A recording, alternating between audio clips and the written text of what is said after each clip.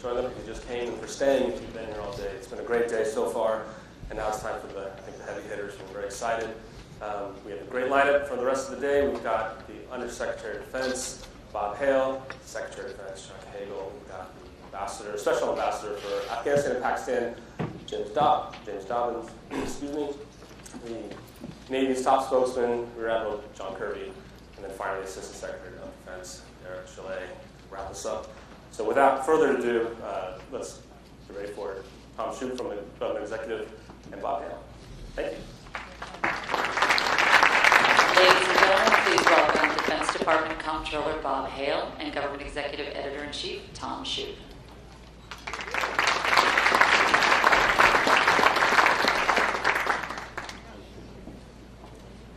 Thank you, Bob, for being here with us. I hope you enjoy the scene here.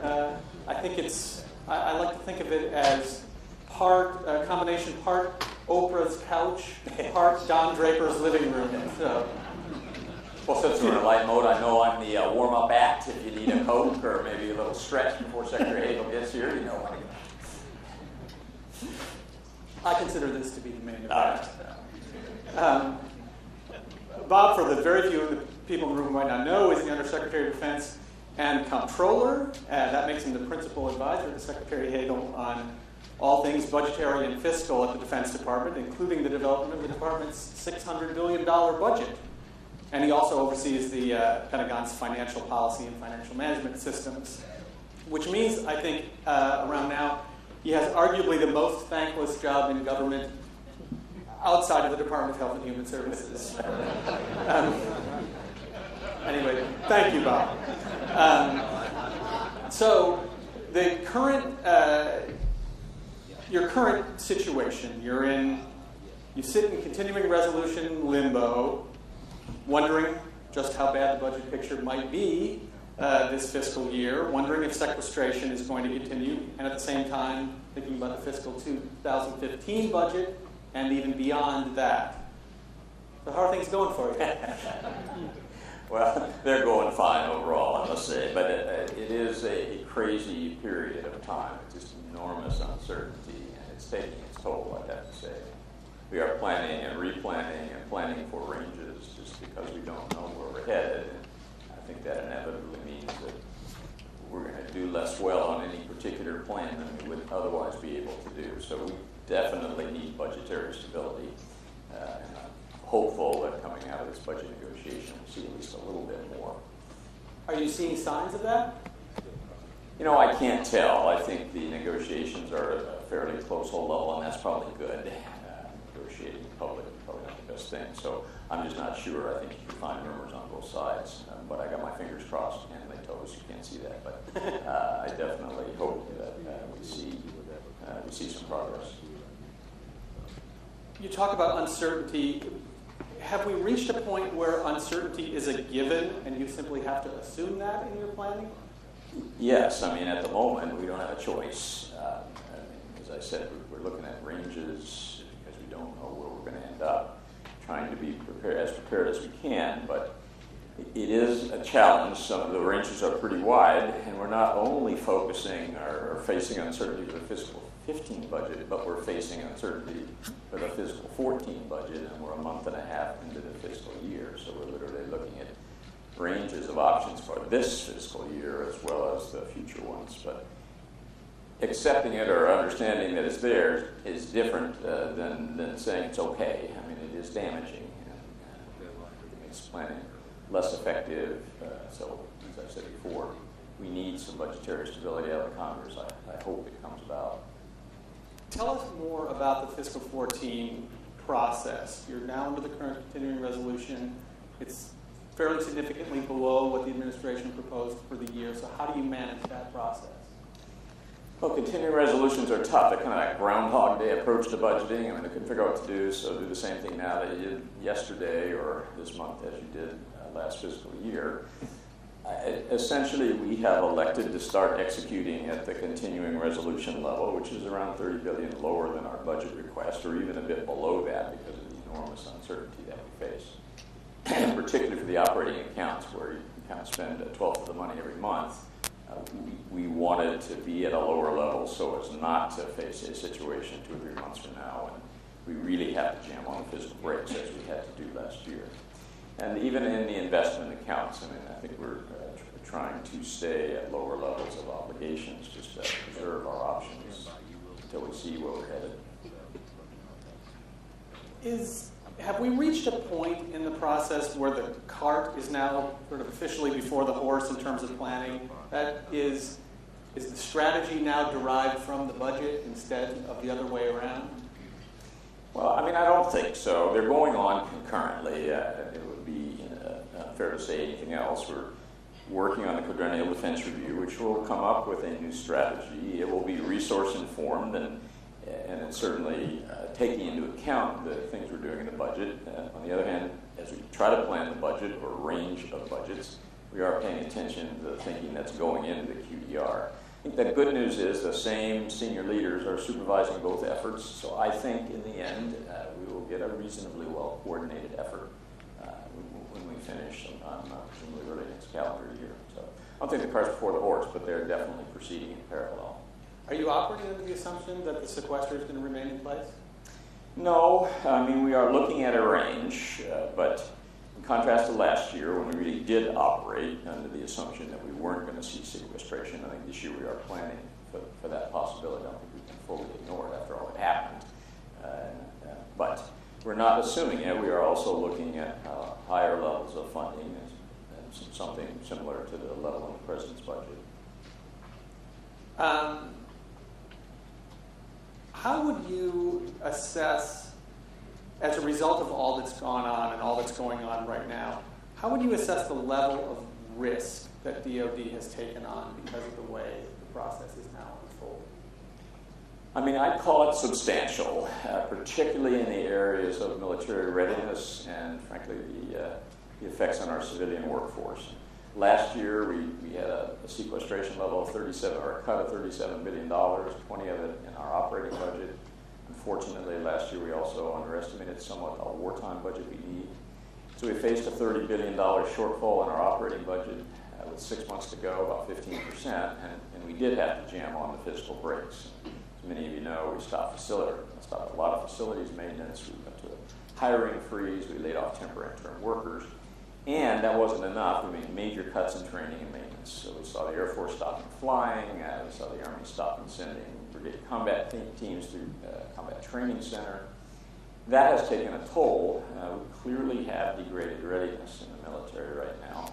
And I like to liken defense to an insurance policy. What we've done is greatly raise the deductible. If you never have to make a claim, well, you won't notice it. If you have to make a claim, if there's a major contingency operation, I think we'll regret what we've had to do in terms of military readiness. And I'm very worried about our civilian workforce. We furloughed them this summer, 6 days of unpaid furloughs.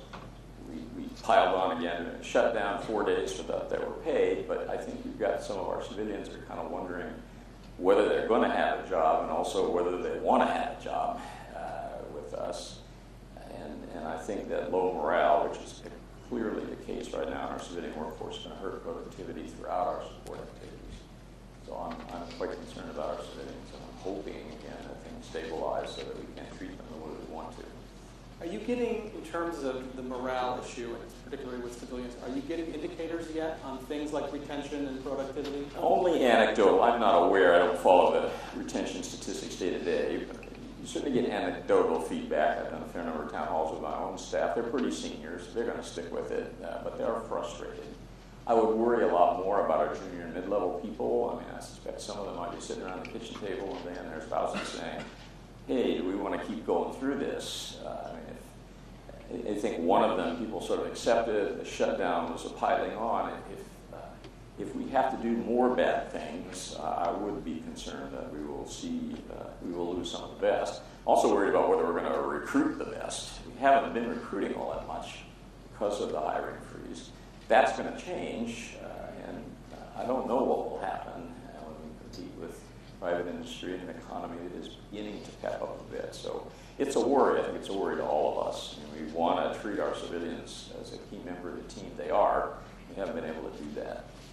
Are you concerned about things like an increased pace of retirements having Yes, I mean, multiplied? I know of anecdotally, and it's only anecdotal, there's a couple of people in my own organization, they were going to retire anyway in the next few years. They decided enough, they're going to do it now, and I assume that's going on.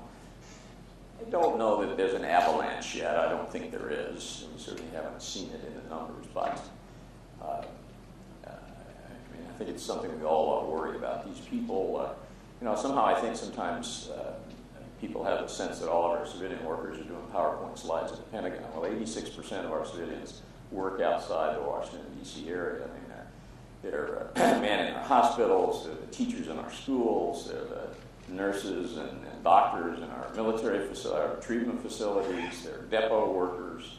They perform tasks we absolutely have to have done and done well if we want an effective military. And I do think we're at some risk right now. I want to go back to the budgeting process a little bit. Take us inside, if you can, the fiscal 2015 process. With everything going on, where are you at in that now? How can you make progress without having fiscal 14 nailed down yet? Well, it's a challenge. I mean, as you said, nothing seems to be nailed down. We're looking at new strategy. We're considering force changes, potential significant changes in weapons buys, and our top line is uncertain. We are looking at ranges, as I mentioned before, the president's budget level and also the sequester level, or the BCA cap level is probably a better way to describe it, about $50 billion difference between those two in fiscal 15 and 16. We're trying to plan across that range, and I guess I'd have to say taking a good guess at where we will end up in fiscal 14, since it too could experience a range of not plus minus 50 billion, at least plus minus 20 or 25 billion. So it's enormous uncertainty, I think, unparalleled. I've been at this a while, and I don't ever remember a time when we faced as much uncertainty as we do at the moment. That's a record that keeps seeming to be broken. No, I mean, last year I probably would have said the same thing, but I do believe it is worse, at least on the uncertainty side. So, as I say, we are all hoping, watching expectantly and hopefully to see if things stabilize just a bit. I want to ask you a little bit about relationships with Congress. And we had Representatives Duncan Hunter and Adam Kinzinger here this morning, and they talked about a gap between the Hill and the Pentagon in terms of the information that's shared and the knowledge that goes back and forth. And the word arrogance was used to describe some folks at the Pentagon. And I wanted to give you a chance to respond to that. So I would be wise not to take that bait. I don't remember, at least myself nor other senior officials, ever turning down requested meetings with members of Congress, and we certainly testify frequently. It may be that we just don't know some of the information they'd like to have, and they would like some more definite indications of where things are going. It's very hard for us to give when we face the kind of range of possibilities that confront us. So I'm not aware that we have failed to provide information. I am aware they would wanted more definite information. For example, they would have liked a lot more information about what sequestration is going to do, and at least I think that is the case. And frankly, we're feeling our way toward it. We know a lot better now. We've gone through a partial sequestration, but even now we don't have fully detailed plans for fiscal 14. Because we're trying to work on 15 to 19, and because we don't know whether it's going to be 475 billion or 496 or even something higher than that. So part of it is probably just workload, and part of it is, frankly, we just don't know some of the answers they like. And some of them may, frankly, also be they don't like the answers they're hearing. That may frustrate them at times, too. Yeah. There are two parties on the Hill, and they don't always agree. And so I think at times the party that doesn't get the information it wants to hear is frustrated. Yeah. You talk about the I get by the answer, okay? Yeah, that was good. I just wanted to give you equal time. You talk about the uncertainty as being sort of at an unparalleled level. is that true in terms of relations with Congress too? Are they worse than ever? I don't feel that way. Now, I work mainly with the senior staff. I don't feel that way at all. I think we have pretty good working relationships. We can be a little more informal. We testify frequently. I've been on the Hill repeatedly. I sent out 250 letters to members of Congress after the shutdown. Most of them saying, how can you possibly do this to my people? And I didn't want to do it to anybody, including their people. So I don't share that feeling. I don't have that feeling. And I think if you were to ask most of the people that I work with, they'd say, yes, we don't always like the answers, but we generally get them. Take us back to around a year ago, before sequestration kicked in. You were devoting a lot of time, and top Pentagon officials in general were devoting a lot of time toward making the case that this was a terrible thing that shouldn't happen and that needed to be averted at all costs. Do you have any regret now that you didn't start planning for the eventuality earlier? I mean, I suppose in hindsight, perfect hindsight, yes, but when we were looking at that situation a year ago, think of what we faced at that time. Sequestration was supposed to go into effect January 1st. Congress postponed it 2 months and changed the amount. They also put us on a continuing resolution through the 1st of March. Had we planned a year ago, almost all the plans would have been wrong because they so changed the environment in terms of both the CR and changing both the size and timing of sequestration. So we face some of that same problem right now. I mean, do we plan in detail for a BCA cap level budget in fiscal 14 and take a workforce that I might add is not only frustrated because most of them are civilians, but is working way too hard right now on financial issues, have them do detailed plans, and then 2 weeks from now, hopefully, we reach a budget deal that changes all the numbers. It's hard. We're trying to follow a middle ground and be ready without absolutely killing our people doing options that may be irrelevant. If I sound frustrated. Do you see this play out? Is it frustrating for you and your own staff? Yes. I mean, we're trying to be ready, but we're not sure what we're trying to be ready for. Absolutely, and I'm sure it's frustrating for the Congress as well.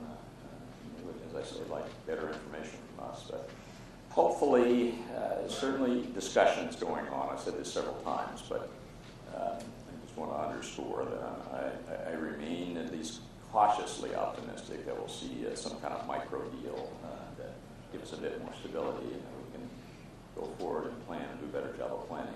Are you more optimistic than you were a year ago? Oh, I wouldn't say that. I mean, I think a year ago, it's actually happened now. I wouldn't say that. I mean, a year ago, I honestly thought I bet General Dempsey a good bottle of scotch that they'd never do sequestration, and I paid off. Scotch is expensive, so I paid off. Did you get to drink any of it? No, not yet, but I probably will. Maybe we don't want to discuss the scenario in which you actually get to drink that. What's your, at this stage, just to look at it in a more positive way, what's your best case scenario in terms of how things might play out? Well, I mean, all 4 of our committees marked up at the president's budget level. I think that's probably not likely to happen. A guy can dream. Yeah, a guy can dream. That we get at least a 2-year deal, and I could even hope for maybe a 5-year one that would give us some stability of planning, and not at the BCA cap levels, but at somewhat higher levels, offset however Congress and the president can agree to do that, whether it's entitlements or fees or whatever. That would be my best case, and at some point the certainty is more important than the specific numbers. However, I think going clear down to the BCA cap levels would leave us with more risk in the defense budget and would make me comfortable, so I'm hoping to end up somewhere higher. And what kind of things specifically are at risk in that scenario? What do we need to be worried about? Right now the biggest worry is military readiness, which, as I've said, has been degraded. And you heard my insurance analogy. If nothing happens, serious problems occur in the world, it probably won't be very noticeable. But if they were to occur, then I think we would face having to confront a major contingency operation without troops that are as well trained as they should be, and it could even, and I think the Joint Chiefs have all said this, could even lead to higher casualties. So readiness is a problem. I've talked about our civilian workforce. If we go through sequestration, we're going to see some sharp cuts in the investment accounts, procurement, and our DT&E. Almost always happens during a drawdown because it takes us a while, even if we plan to get smaller, and we would in that sequester budget. It takes a while before you actually get forces out and realize those savings.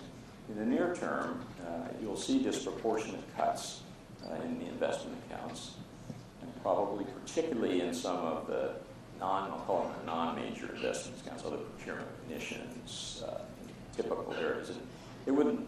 Same thing happened during the Cold War drawdown, and at least in the aggregate terms, I have less detailed memory of the Vietnam drawdown, but I think it happened there too. So you're going to see a slowdown in procurement. And I worry that we could return to the situation in the 90s when we drew down procurement and our DT&E too much and we weren't able to recover. We had what sometimes was called a procurement holiday back in the mid-90s. It took us a while to recover from that. I could see that scenario repeating. So risk to readiness right now, risk to longer-term readiness because of modernization is certainly a possibility. Tell us a little bit more about the QDR process and how that's unfolded. Well, it's being run by our policy organization, overseen by the senior leaders, as I mentioned, the same people who are overseeing the budget, the creation of the budget. So the two are linked. I'm not going to speculate on the outcomes. I would not expect a wholesale revision of the 2012 strategy. But we obviously, if we're facing DCA cap levels, going to have to make some changes, accept some greater risk. But those decisions haven't been made, and I think I won't speculate on exactly where they're headed. At what stage of the process is that? Well, we're well into it. This is November. QDR is due in February, as is the budget. So we are well along, but no final decisions. And only, obviously, Secretary Hagel will have the key choice, but the President would also definitely have a say. So we've got a ways to go in terms of senior review. But we are substantively into the process of both the fiscal 15 to 19 budget and QDR.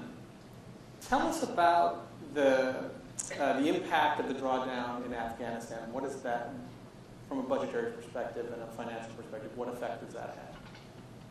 Well, the obvious effect is on our overseas contingency operation budget. It is coming down. I think it was fiscal 10, it was low 180 billion.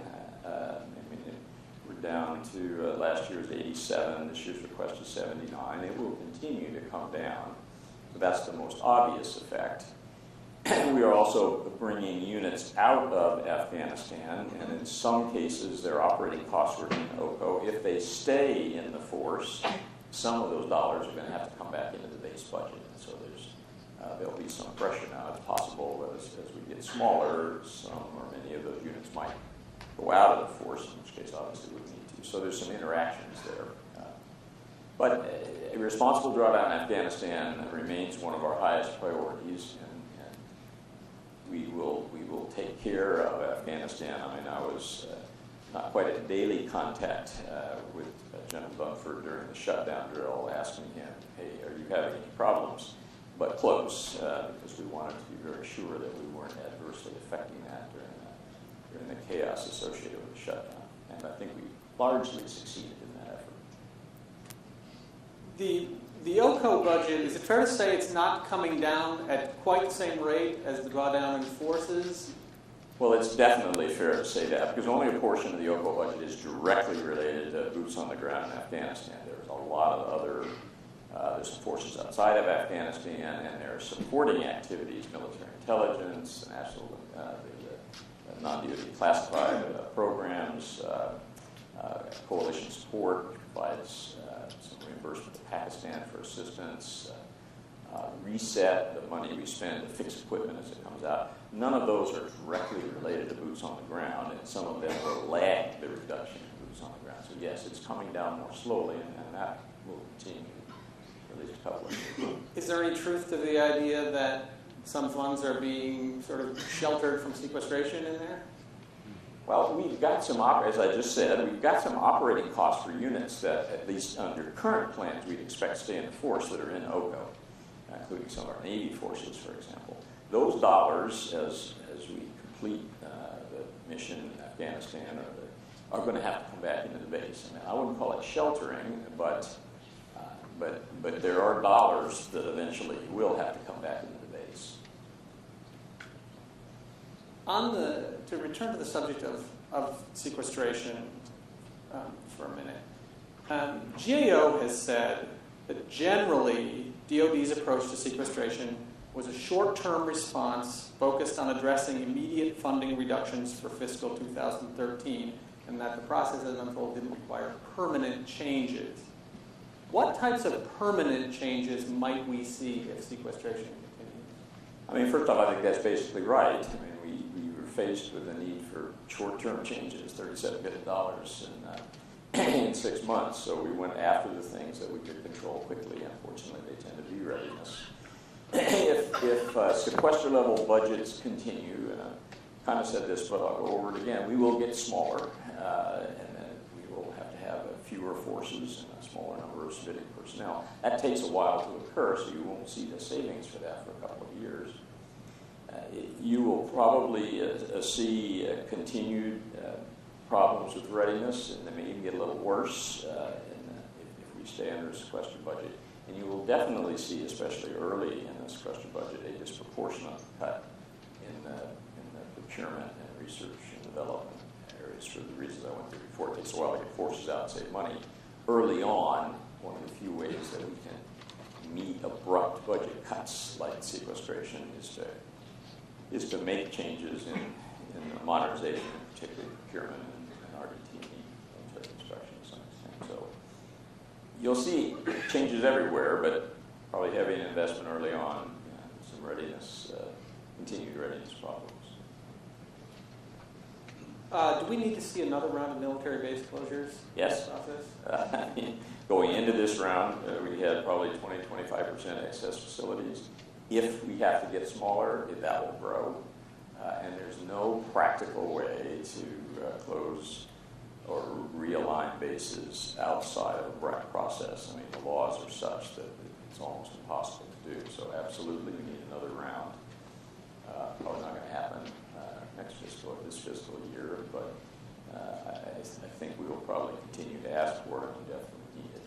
BRAC, if you look back over the history of things we've done to save money, it's probably been the biggest single thing.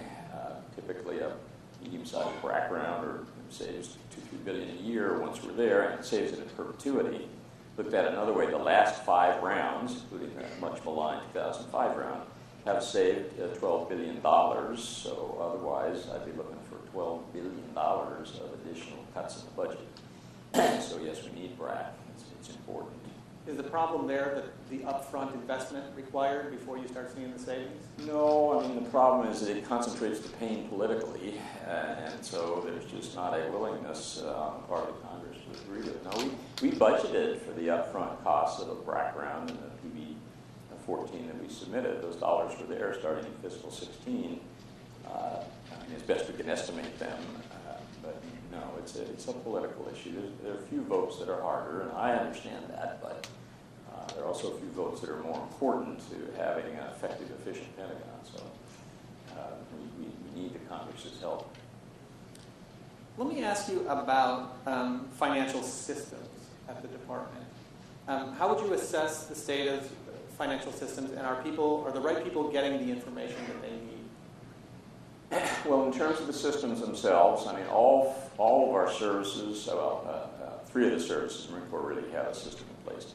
When I took this job almost 5 years ago now, putting in new systems, and we're also putting one in the defense agencies.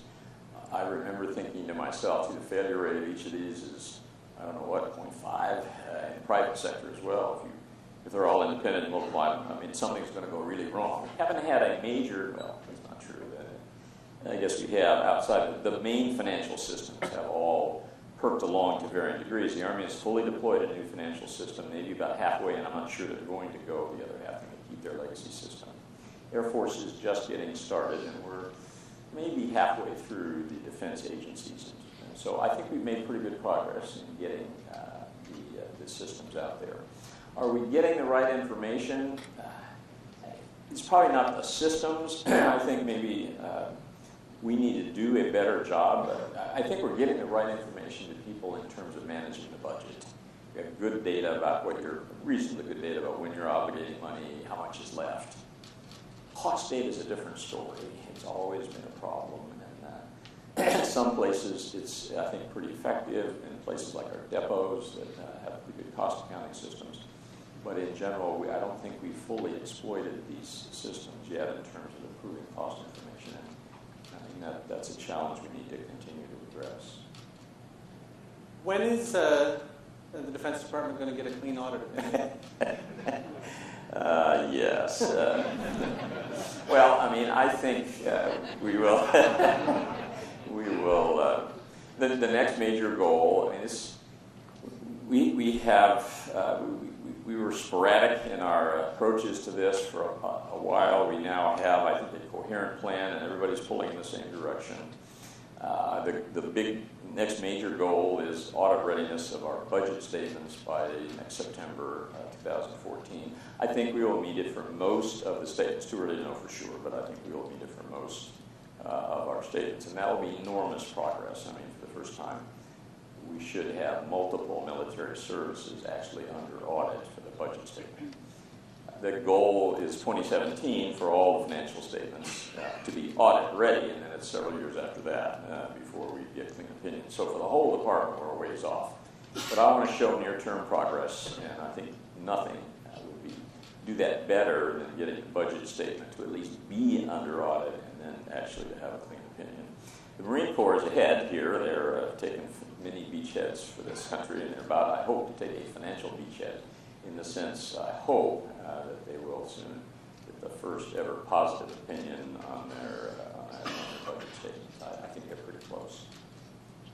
Long-winded way of saying we've got a ways to go, but we have made enormous progress, and I'm pleased that we're finally actually getting the services engaged and actually kind of the, if you will, the big kid issue. We're addressing the big kid issues in terms of auditability in the Pentagon. How big of a party are you going to throw when that happens? Well, chances are, if it's 2017, I think I probably won't be there. I don't know. I'll leave that to my successors. But I know I'm pleased with the progress. I wish it had been quicker. I thought it would be quicker. The problems are larger than I had expected. But I am pleased with the hard work we have. If you ask Secretary Hagel, and not that you should waste a question like this necessarily, but he'd sure know about the audit effort, and I don't think, and so would his predecessor. I'm not sure that I could say the same thing about many previous Secretaries of Defense. So we have leadership at the top, and you could also ask any service secretary or any chief of staff of the services, and they would all say, yes, I'm aware this is important, we're working on this issue. Again, I don't think we've had that kind of commitment in the past, and we need it, because this is change management. I mean, it's not just, we've got to change the way we do business in order to be auditable, and you can't do that without your senior leader involvement. Speaking of the senior leader, how have things changed since Secretary Hagel came on, particularly with his strategic choices in management review? Well, I mean, you've heard me say repeatedly, things have gotten a lot less certain, and I certainly wouldn't blame it on him nor on me. We went from a difficult environment to a very difficult, budgetarily a very difficult environment.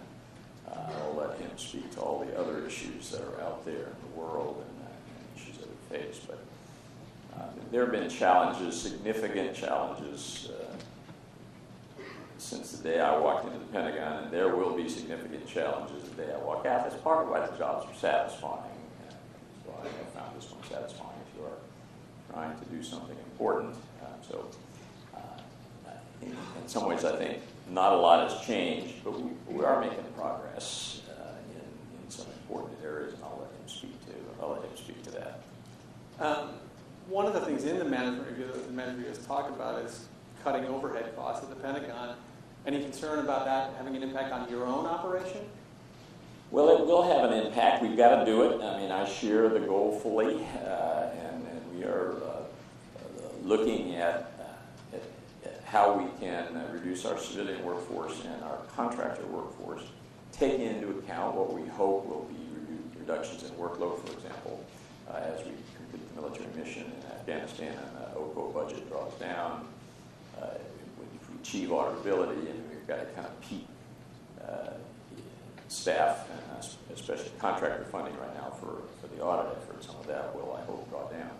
But yeah, it will have effects, and it's another issue of uncertainty for our civilian workforce in the OSD headquarters, but it's something we need to do. We need to kind of thin down, tighten our belts, and lead by example. So we'll do everything I can to be helpful in my own organization and across all of OSD.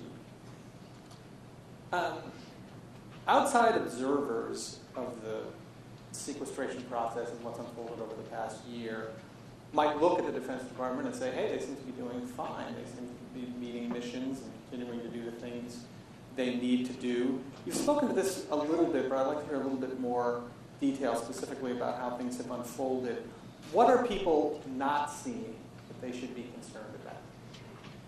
Well, first off, I'm proud of the department that it is doing all it can to meet its mission, even though we see declining resources and this uncertainty. That's our job. We owe that to the American people, so I think that is a plus.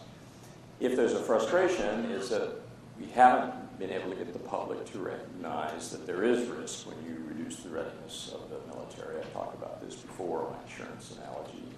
If nothing goes wrong, nobody will probably notice. If something goes wrong, then we won't have the same number of forces we would otherwise have had. And I would say, I think we were all a bit worried about what all of this does to military retention, especially talking about the civilians. But we are taking some military units now and telling them that they can't train fully.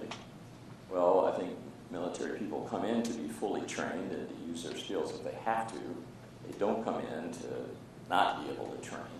And I think General Dempsey has said, today's training cuts are tomorrow's retention problems. So I think that is worrisome. We've got pilots who aren't flying or limiting, or we're having to limit their flying.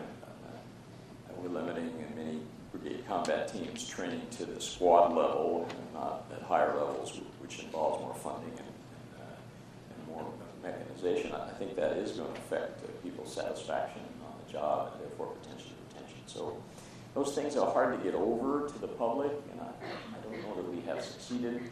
I think the members of Congress that know defense well are concerned. We are certainly concerned in the Pentagon. Not so sure that the public understands that. And maybe that's understandable, but it worries us that we're having to make these kind of changes. I want to go back to the subject of civilians a little bit. You've been in government on the civilian side for a long time. How would you assess the state of morale as compared to previous eras? Lousy, frankly. I think it's low. I'm not saying that people are all going to walk out and doing their jobs, and I admire them for it. But I think they are frustrated. I think some of them are kind of wondering whether they're going to have a job or whether they want to have a job. And as I mentioned before, I'm particularly worried about maybe mid-level, junior to mid-level people who are the future for us, deciding they want to try something else, or the ability to recruit. I oversee the Defense Contract Audit Agency, about 5,000 auditors. They hire a lot of students right out of college. Many of them have accounting degrees, and therefore probably have opportunities other than at DCA. We've had pretty good luck recruiting high-quality people. To my mind, the efforts that DCA will undertake over the next few months are kind of clearing the coal mine. We'll see whether we're going to have more resistance or more or less willingness to join the government. I think it's a risk. does the Defense Department have the civilian talent pool it needs right now? I mean, for the most part, I would say yes. We probably working in cyber would be a good example where we clearly need to build up our talent pool. A much one closer to heart, a smaller scale audit. We depend very heavily on the private sector, which is fine because they have the skills, but we need, and we haven't done it before, but we need to build up our pool of people who can manage audit efforts and who know enough that they know where problems are occurring, how to fix them. And we are having trouble hiring people. Both the fact that they can make more money outside and the uncertainty in the government, I think, is causing someone to have second thoughts. So, yes, in general, but there are probably pockets of areas where we need to do better and maybe we struggle. In the past, I've seen you quote Winston Churchill as saying, "You can always trust Americans to do the right thing after they've tried everything else first." Have we tried everything else when it comes to budgeting? Are we going to get back to something? I hope so, but I'm not certain of that. I have my fingers crossed. I like that quote, but I'm not so sure that we've tried everything else first, but I sure hope we have. Well, I think it's a great place to end. Okay, Thank you very much, Bob. Thanks.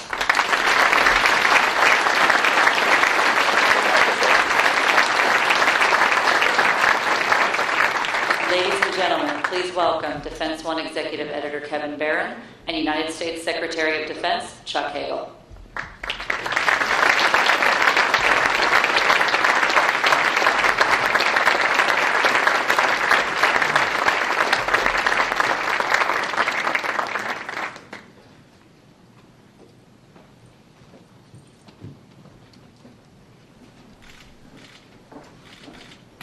Hello, everyone. Thank you again for staying.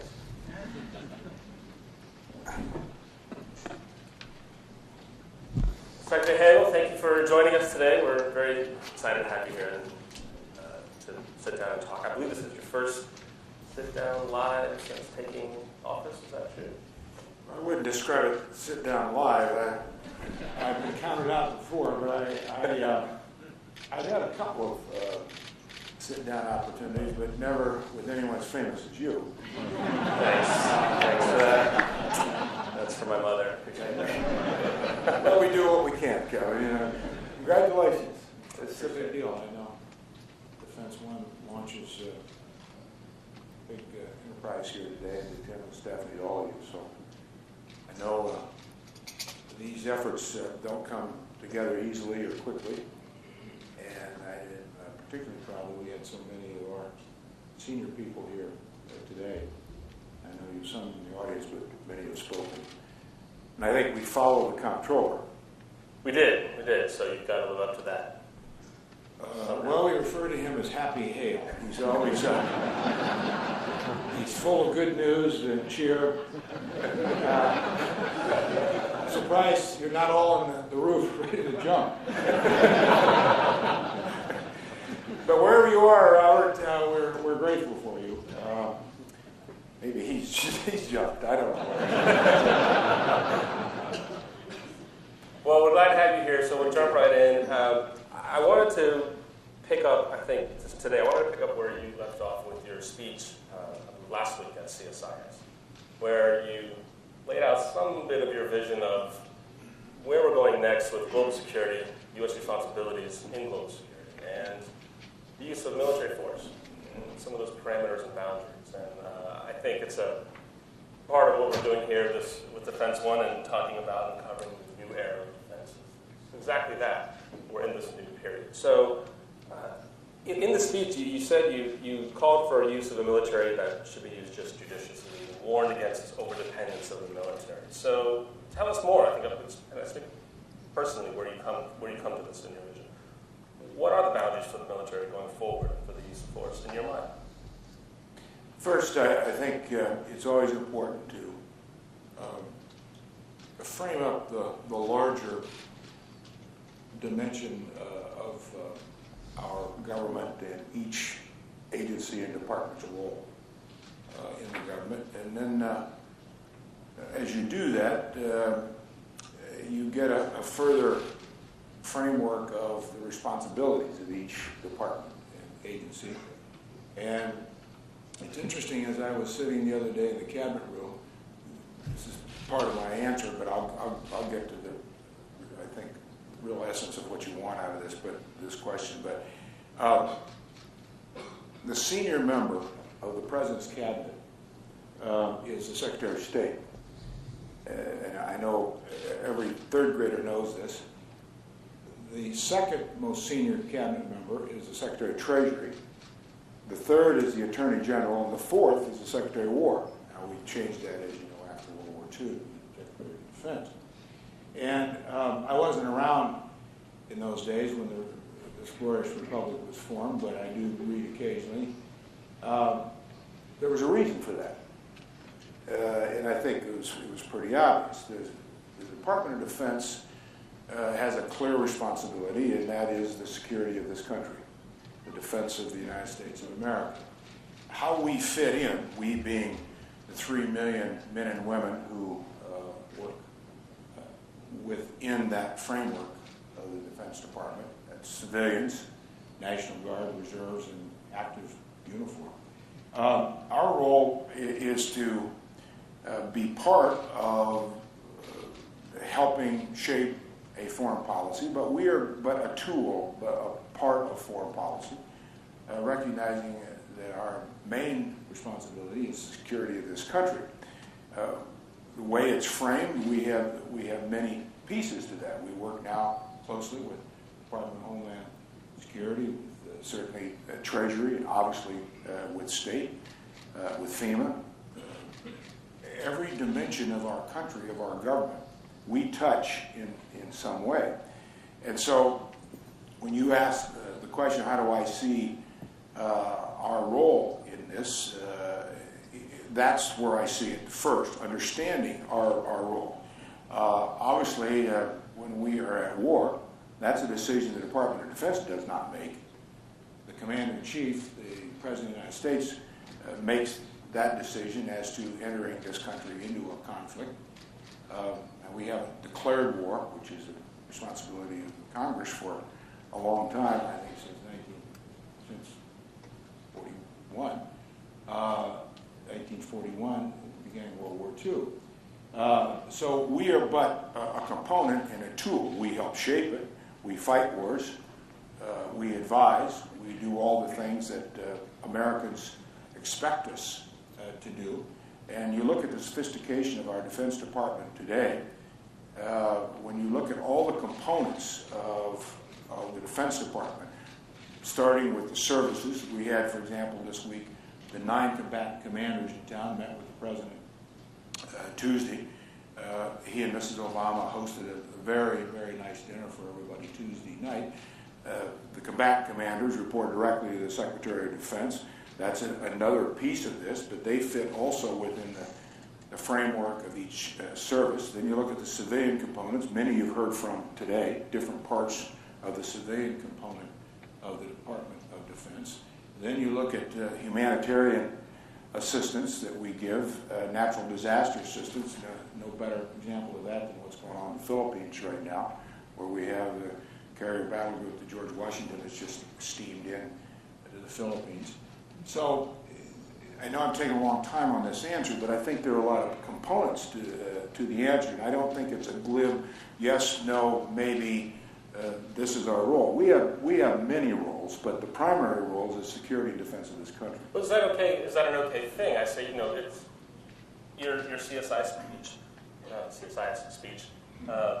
Just reminded me of the similar speeches by your predecessors. Secretary Gates was on stage with Secretary Clinton saying we need more State Department, more diplomacy, more foreign aid, more other tools of national security than just the military. But here we are, several years later, making the same type of call. What needs to change in your mind for that to actually happen? Or is nothing have to change, and this is the way forward now? The military is going to do the humanitarian aid. The military is going to do the nation building. The military is going to do everything that's asked of it at any time. Well, first you start with where's the capacity? I mean, the military within the military, within the Department of Defense, resides most of that kind of capacity that we have. I mean, there's no other agency or department in our government that has the kind of capacity that the military has, whether it's airlift or people or resources or forward deployment, access to bases. I mean, that's why the Department of Defense is called upon to do so much. Many times, maybe we overload our circuits. But that's not our call. The President makes that call. Others make that decision for us. We participate in that. But let me get back to your question. We are a tool. We are part of, as I said earlier, the larger structure of government. So when Gates talked about soft power, yes, when I was in the Senate, I often would talk about that as well, because when you look at all the components of our national security interests, you probably, if you really want to define it down to the lowest common denominator, it's our economic interests. If a nation does not have a strong economy, then eventually you won't have much of anything, because you can't afford it, because there's no structure to carry it, to support it, to build it, no opportunities, no jobs. So you use your economic powers and strengths, you use your diplomatic power and strength, you use your culture, education, trade, commerce, Pentagon, security, stability. We are part of all that in framing up the kind of world that we want, and I think most people in the world of 7 billion people want, is a secure, stable world. If you don't have secure, stable dimensions in a country, or sea lanes or a sea, most likely your prospects for a prosperous nation and jobs and futures for your children isn't going to be very good. Look at the trouble spots around the world where there is no stability, there is no security. So we are components of the larger framework of focusing our national interest, tools and resources in an organized way. What Gates used to talk about, what many of us did, I completely agree with. It's not you use one or the other. You use them all together in a smart, judicious, wise, focused way. Well, this, your critics would say this sounds like Chuck Hagel, the non-interventionist that we were warned about before your confirmation hearings. Are you a non-interventionist? Well, I love the simplicity of labels. I'm happy with lunch. No, you didn't quote yourself. Listen, there is no one in the Senate in the 12 years I was there, I've been this way long before I got to the Senate, I did business all over the world, who is more of an internationalist than Chuck Hagel. Do I believe we should go invade and occupy everywhere? We don't get our way? No. I don't think that's what America is about. I don't think where we have been, where we're going, I don't think that's the way you resolve problems. No, I believe in America's engagement in the world. In fact, I've been criticized for that. But everybody has their own opinion on it. But I get that, but that's their opinion. But no, we have a future. We're an internationalist country. We always have been. We've gone through our periods of isolationism. It hasn't worked out particularly well. Probably helped bring on 2 world wars. But I'll let the smart historians figure that out. But I'm not an interventionist to the point where we use our military unilaterally. But I am surely an internationalist because that's our future. Well, I asked because in the past year we had the Syria crisis come to a head with the very public debate of should we or shouldn't we with military force, red lines, and to bring it back and get to that first question of what are the boundaries of when we're going to use military force, or what are the parameters? Is there a way to formulate any kind of ground rules for going forward for the United States, similar often with the President's UN speech, so that we don't have to have another 2-year cycle of should we or shouldn't we every time Syria comes up? Well, I think, Kevin, using that as an example, every time Syria comes up, I mean, we've got a number of variations of Syria out there right now in the Middle East. You look at what's going on in Egypt. Syria is probably the worst case. You've got problems in Iraq. Southern Lebanon is controlled by Hezbollah. I mean, you can go into North Africa. There are a lot of trouble spots where you could probably, in some general way, frame up, well, what is our general framework, boundary, policy on when to use force and when not to? I wish it was that simple. It's not that simple. We have allies, we have partnerships, we have defense treaties, we have our national interests, which should always guide everything. That's as it is with each country. Every country responds in its own self-interest. We surely do. Nothing wrong with that. It's predictable. We run into trouble when we run into the unpredictability out there. What's North Korea going to do next? What's Iran going to do next? There's where we have a pretty murky, dangerous setup. But to be able to just frame up in a neat little way, these are the boundaries on when we use military force and when we don't. I don't think the world's that simple, nor do I believe we're drifting in that kind of a way where the world is going to get simpler. The world is going to become more complicated. It's more interconnected. It is now more bound into each other's spheres of influence and prosperity than we've ever seen. We're going to put 2 billion more people on the face of the earth here in the next 25 years. Water, resources, clean air, everything else that is basic to the survivability of man is going to be part of what happens next. So we use our military force I think we should, in a judicious, careful, wise way, when we think it's clearly in our interest. And what we're doing, what the president has, this president over the last 5 years has been moving toward and very clearly defining in his defense strategic guidance, and I think it's exactly the way to do it, is helping build capacity with our partners and with our allies. We were talking the other day about the rebalance in the Asia Pacific. This isn't just a military-to-military rebalance. This is trade. You were with me when we went over there. You know some of the things I said. It's trade, it's commerce, it's education, it's culture, it's relationships. Military is part of that. And military can play, I think, a very important role, military to military. We're doing that with the Chinese, the Russians, and others. I mean, we're very clear-eyed about that, but aren't we smarter if we bring the Russians and the Chinese in, they bring us into it, at least we get a better understanding of each other's intentions. If we get a better understanding of each other, clearly the Chinese are going to continue to move in the direction they are. We're going to continue to do the things in our interest. The Russians will continue to do the things in their interest. But it is my sense, just if nothing else, a clear reading of history, if you don't try to bring some framework here of exchange and engagement into this, then I think the alternative is going to be pretty clear what happens, because we will run into intersections here, whether it's in the East or South China Sea or somewhere, where something will happen. Something will happen. And it won't be good. Well, I want to ask you more about engagement, but you bring up the simplicity of labels and you ask for these definitions. And I brought up your confirmation hearing for a reason beforehand, and I think you had the pleasure of being introduced to Senator Ted Cruz in a way that the rest of the country felt months later, if you call your second confirmation hearing, as I call it, when they had the vote before the vote. And I brought up this quote. Ted Cruz at the time said, "Chuck Hagel has confirmed it will make military conflict in the next 4 years substantially more likely."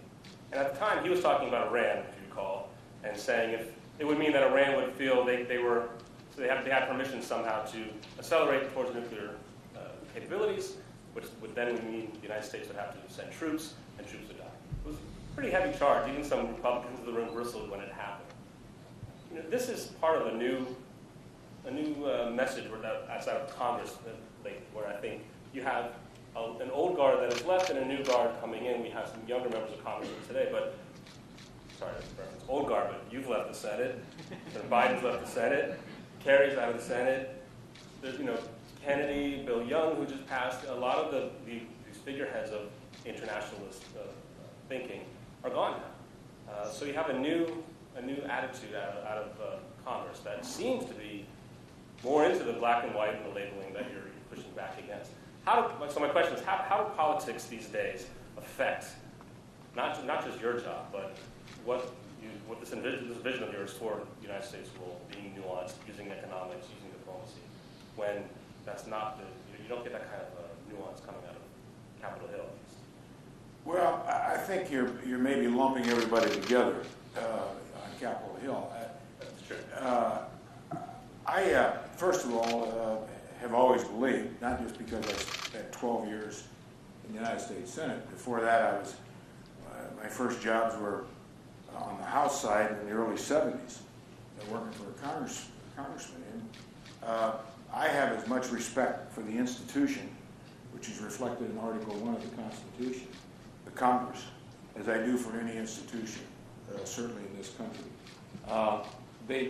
Constitutionally, they are partners. They have to be partners.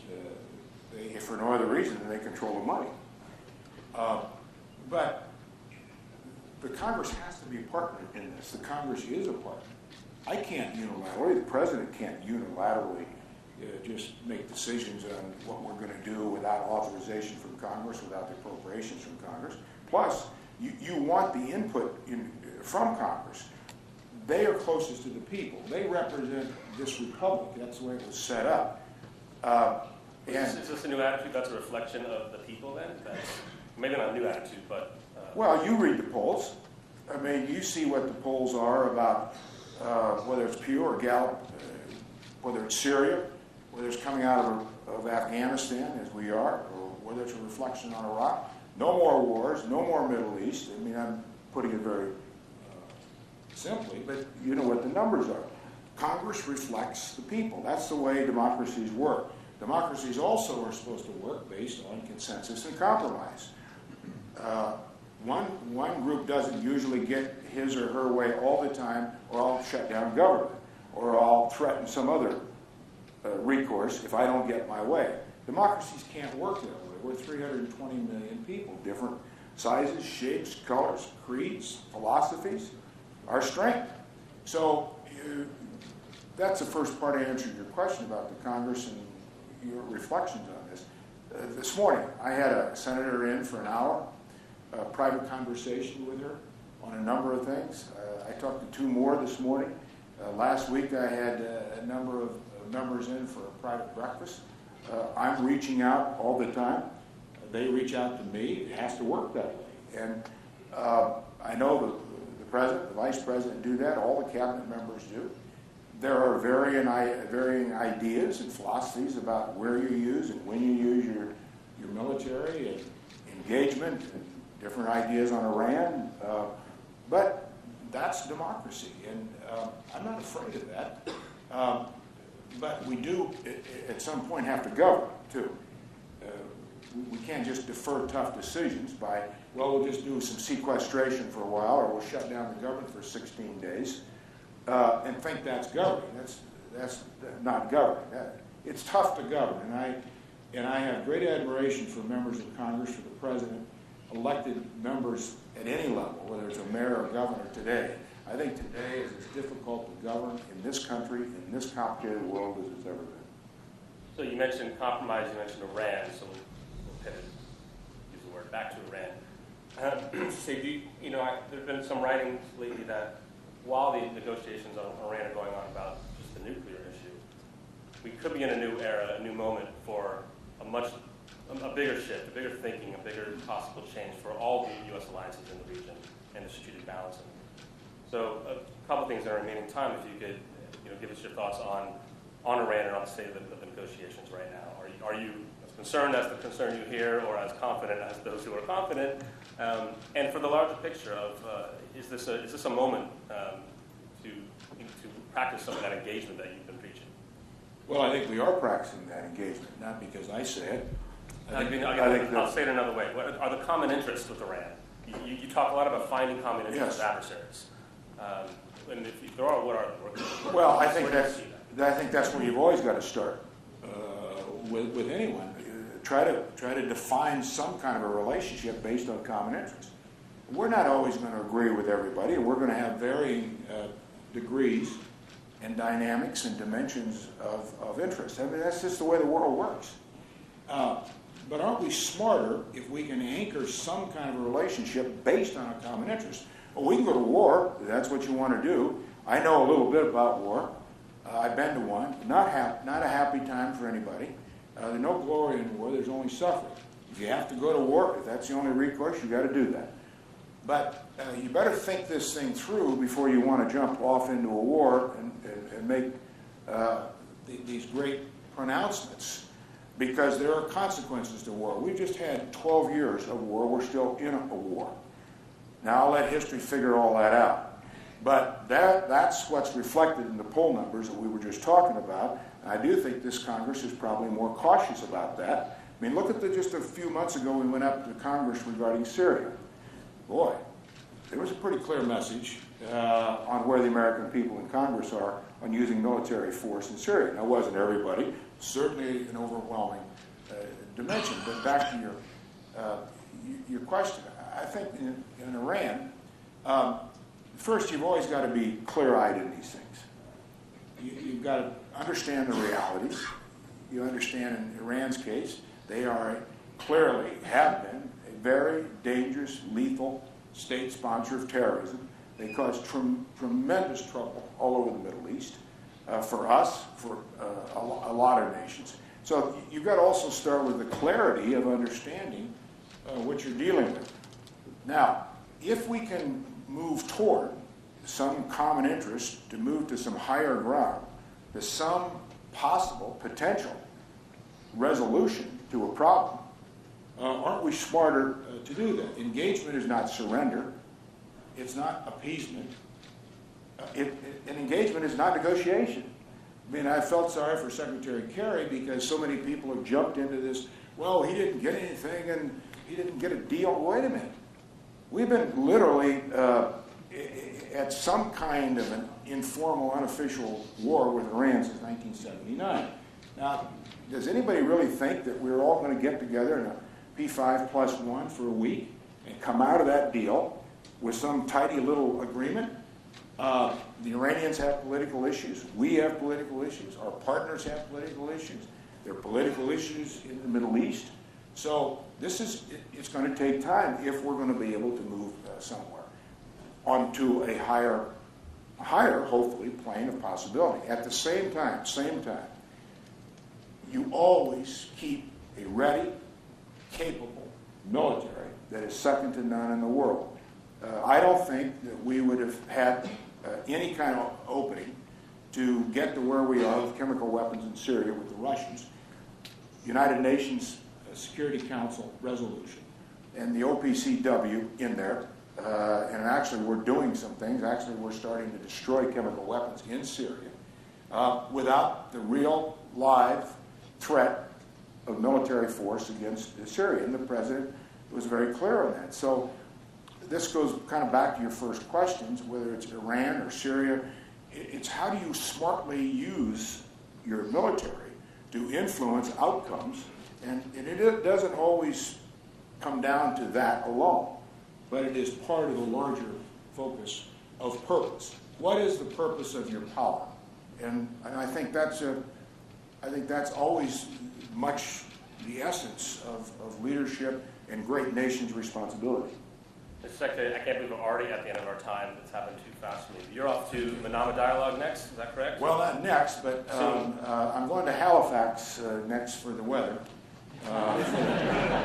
Next week, it's actually be very interesting. We've got 25 defense ministers up there, and you know about that. And we're going to talk a lot about the Arctic and what's coming up. I think that's going to be a very critical part of the next set of big foreign policy, energy, commercial challenges for all of us. And we need to really pay attention to that. So I'm glad we're going to be there. And then I think Thanksgiving, I'm going to go out and track down Turkey, and then Manama's after that. All right, well, good luck to the turkey. Now we're going to do a little budget work. Hale's figured that out, but as he probably told you all. So I think it goes to, Nick said, the breadth of everything the military is being asked to do. That we talked about Syria and Iran and even ice caps and turkeys, and we didn't even talk about Afghanistan. So come back next time, and we'll get farther to that. Well, you're very generous to have so many of the Defense Department people over here, and I'm very proud of all of them.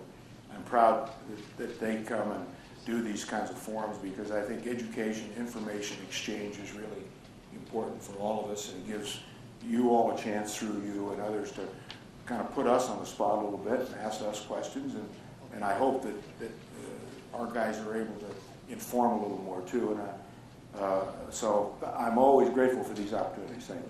My pleasure. Ladies and gentlemen, please a round of applause.